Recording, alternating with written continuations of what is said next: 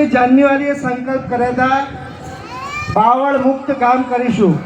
70% બાવળ મુક્ત થઈ ગયું છે. તો ગામ લોકોનો આભાર બાવળ હટાવવા માટે. આજે સંકલ્પ લે છે અહેમદપુરા, અમારા ખેતરમાં ઘરની આજુબાજુ કોઈ બાવળ જોવા નહીં મળે. એ સંકલ્પ લેવા માટે તમામનો આભાર. વન વિભાગનો આભાર કે અહેમદપુરા આવવાના 3 રસ્તા છે. ત્યાં 3 રસ્તા પર જે રીતે તાજમહેલમાં જઈએ અને કેવા સરસ વૃક્ષો હોય છે એવા વૃક્ષો વાઈ અને ઉછેરી આવવાનો એમણે સંકલ્પ આપ્યો છે આપણને.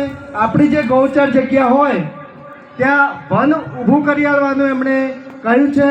તો વન વિભાગનો પણ ખૂબ ખૂબ આભાર. અમારું અહેમદપુરા હરિયાળું અહેમદપુરા હશે.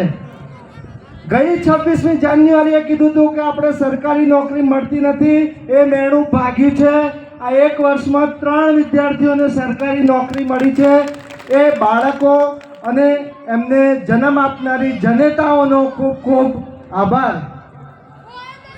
એ 3માંથી 300 કરવા માટે આપણે લાઇબ્રેરી બનાવવાનું એક સપનું ગઈ 26મી જાન્યુઆરીએ નક્કી કર્યું હતું. એ અડધે પહોંચ્યું છે.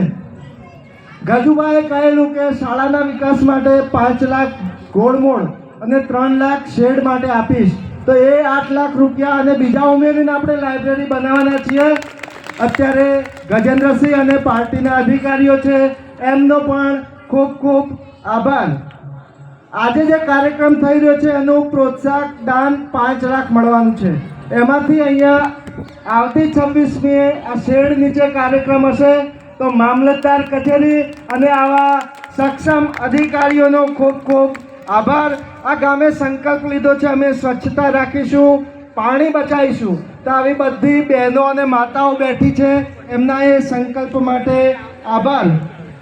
આજે આ કાર્યક્રમ સફળ થયો એની પાછળ આ વિદ્યાર્થીઓની ખૂબ જ મહેનત છે અને એમને તૈયાર કરનારા મારા ખભે ખભે મિલાવીને કામ કરનારા મારા ગુરુજીઓ 8 ગુરુજીઓનો ખૂબ ખૂબ આભાર.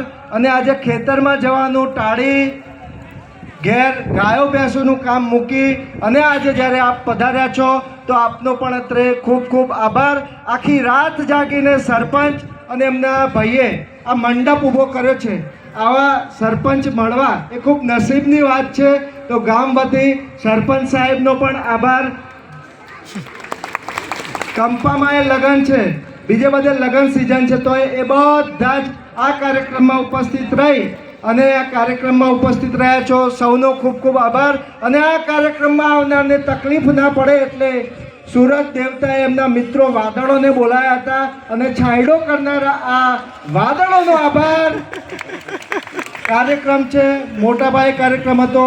ક્યાંય કોઈ ચૂક રહી ગઈ હોય, ક્યાંક આપને મન દુઃખ થયું હોય તો એ માટે હું માફી માગું છું. પણ એ માફી માગતા માગતા કહું છું કે હવે બધા છૂટા પડીએ તો સરસ મજાનો નાસ્તો કરીને જઈએ અને એવો સંકલ્પ કરીએ કે આપણા ગામના દરેક બાળકને નિયમિત શાળાએ મોકલીએ.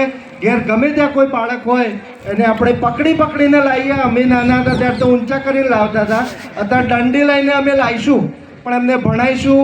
એ 2 ટંકનો રોટલો સુખેથી ખાતા થાય એવું કરીશું. એવો અમારા 9 શિક્ષકોનો નિર્ણય છે અને આ નિર્ણય લેનારા ગુરુજનોનો પણ ખૂબ ખૂબ આભાર આભાર આભાર. અને 15 વર્ષે પહેલી વખત જ્યારે પ્રદીપ શેઠ શાળામાં પધાર્યા હોય, ગામના કાર્યક્રમમાં પધાર્યા હોય એટલે ખાસ પ્રદીપભાઈ શેઠનો ખૂબ ખૂબ આભાર આભાર આભાર.